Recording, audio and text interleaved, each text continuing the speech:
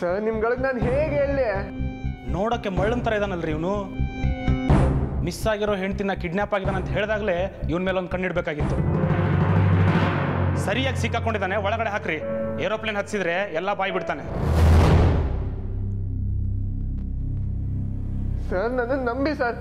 ನೆನೆ ನೀವು ಅಷ್ಟು ಕೇರ್ಲೆಸ್ ಆಗಿ ಮಾತಾಡಿದ್ದಕ್ಕೆ ನನ್ನ ಹೆಂಡ್ತಿನ ನಾನೇ ಹುಡ್ಕೋಬೇಕು ಅಂತ ರಿಪೋರ್ಟಿಂಗ್ ಸ್ಟೈಲಲ್ಲಿ ಏನೋ ಪ್ಲಾನ್ ಮಾಡ್ಕೊಂಡು ಅಲ್ಲಿ ಹೋಗಿದ್ದು. ಸರ್ ಕಿಡ್ನಾಪರ್ಸ್ ಹತ್ರ ಹೋಗಿ ಅವ್ರ ಥರನೇ ಮಾತಾಡಿ ಅವ್ರನ್ನ ನಂಬಿಸಿ ಅವ್ರ ಜಾಗ ತಿಳ್ಕೊಂಡ್ರೆ ನನ್ನ ಹೆಂಡ್ತಿನ ಈಸಿಯಾಗಿ ಕಾಪಾಡ್ಕೋಬೋದು ಅಂದ್ಕೊಂಡೆ. ಅದೇ ಕೆಲ್ಸದ ಮೇಲೆ ಇದ್ದಾಗಲೇ ಇವರಿಬ್ಬರು ಅದೇ ಗ್ಯಾಂಗ್ನವ್ರು ಅಂದ್ಕೊಂಡು ಅವ್ರ ಹತ್ರ ಮಾತಾಡಿದ್ದು. ಇವನು ನಮ್ಮ ರೂಟಲ್ಲಿ ಬರ್ತಿದ್ದಾನಲ್ರಿ. ಪ್ಲೀಸ್ ಸರ್, ಪ್ಲೀಸ್ ನನ್ನನ್ನು ಬಿಟ್ಬಿಡಿ. ನಾನು ಹೇಗೋ ನನ್ನ ಸೀನಿಯರ್ನ ಹುಡ್ಕೋತೀನಿ. ನಿಮ್ಮನ್ನು ಬಿಡ್ತೀವಿ ಕಣ್ರಿ, ಆದರೆ ಒಬ್ಬೊಬ್ಬರೇ ಹೋಗಿ ಈ ಥರ ಕೆಟ್ಟ ಸಾಹಸಕ್ಕೆ ಕೈ ಹಾಕಬೇಡಿ.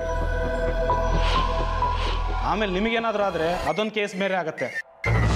ಮೊದಲೇ ನೀವು ಮೀಡಿಯಾದವರು, ಆಮೇಲೆಲ್ಲ ಸೇರ್ಕೊಂಡು ನಮ್ಮ ತಲೆ ಕಟ್ಬಿಡ್ತೀರಾ. ಹಾಗಾದ್ರೆ ನನ್ನ ಸೀನಿಯರ್ ಸರ್ ನೀವು ಕೇರ್ ತಗೋತಿಲ್ಲ, ನನ್ನನ್ನು ಹುಡ್ಕೊಳ್ಳೋದಕ್ಕೆ ಬಿಡಲ್ಲ ಅಂದರೆ ಏನರ್ಥ? ರೀ ನಾವಿರೋದು ಯಾಕೆ ರೀ? ಏನೋ ವ್ಯವಸ್ಥೆ ಮಾಡ್ತೇವೆ, ಏನಾದರೂ ಪ್ಲ್ಯಾನ್ ಮಾಡೋಣ. ಆದರೆ ಒಬ್ಬೊಬ್ಬರು ಹೋಗಿ ದುಡುಕ್ಬೇಡಿ. ಒಂದು ಕೆಲಸ ಮಾಡಿ, ನೀವು ನಿಮ್ಮ ಕೈಲಾದ ಪ್ರಯತ್ನ ಮಾಡ್ತಾಯಿರಿ, ನಾವು ನಮ್ಮ ಕೈಲಾದ ಪ್ರಯತ್ನ ಮಾಡ್ತಾ ಇರ್ತೀವಿ. ಆದರೆ ನೀವೇನೇ ಮಾಡಿದರೂ ನಮಗೆ ಇನ್ಫಾರ್ಮ್ ಮಾಡಿಬಿಟ್ಟು ಮಾಡಿ. ಏನೇ ಪ್ರಾಬ್ಲಮ್ ಆದರೂ ಇಮಿಡಿಯೇಟಾಗಿ ಕಾಲ್ ಮಾಡಿ. ನಿಮ್ಮ ವೈಫ್ ನಿಮ್ಗೆ ಸಿಕ್ಕೇ ಸಿಗ್ತಾರೆ. Don't worry. Okay sir.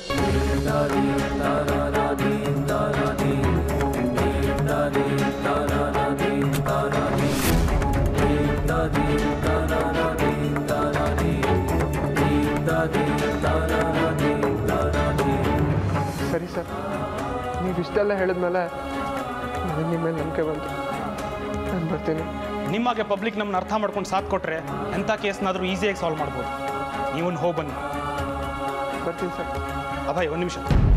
ಮತ್ತೆ ಮಫ್ತಿಯಲ್ಲಿರೋ ಬೇರೆ ಪೊಲೀಸರು ಯಾರಾದರೂ ಸಿಕ್ಕಿ ಏನಾದರೂ ಕೇಳಿದರೆ ನಮ್ಮವನೇ ಅಂತ ಹೇಳಿ. ಅವ್ರು ನಂಬಲ್ಲ, ನಮ್ಮ ಕೋಡ್ ವರ್ಡ್ ಹೇಳಿ. ಅವ್ರು ನಿಮ್ಮನ್ನ ಟೈಮ್ ಎಷ್ಟು ಅಂತ ಕೇಳ್ತಾರೆ, 4:20 ಅಂತ ಹೇಳಿ. ಹೇಳಿದ ಅರ್ಥ ಆಯ್ತಾ? ಅವ್ರು ನಿಮ್ಮನ್ನು ಬಿಟ್ಟು ಕಳಿಸ್ತಾರೆ. Thank you very much sir. Thank you.